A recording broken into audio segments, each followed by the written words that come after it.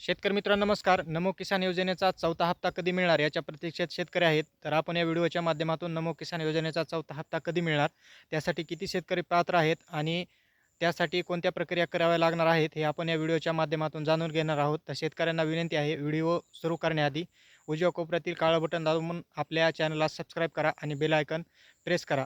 तर शेतकरी मित्रांनो, राज्यातील तब्बल 90 लाख शेतकरी ह्या चौथ्या हप्त्यासाठी पात्र आहेत.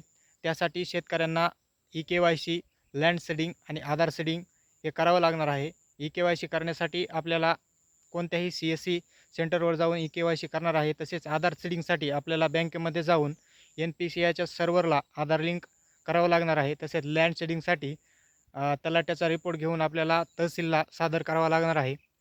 तसेच यासाठी 90 लाख शेतकरी पात्र आहेत आणि आता विषय राहिला या हप्त्याचा वितरणाचा. तर यासाठी जवळपास 1800 कोटी रुपयाचा निधी मंजूर करावा लागणार आहे आणि तो निधी मंजूर झाला की जुलै महिन्याच्या दुसऱ्या किंवा पहिल्या आठवड्यात या निधीचं वितरण होऊ शकतं. म्हणजेच शेतकऱ्यांना नमो किसानचा चौथा हप्ता जुलै महिन्याच्या दुसऱ्या किंवा पहिल्या आठवड्यात मिळू शकतो. शेतकऱ्यांनो, व्हिडिओ आवडल्यास आपल्या चॅनलला सबस्क्राईब करा आणि बेल आयकॉन प्रेस करा. धन्यवाद.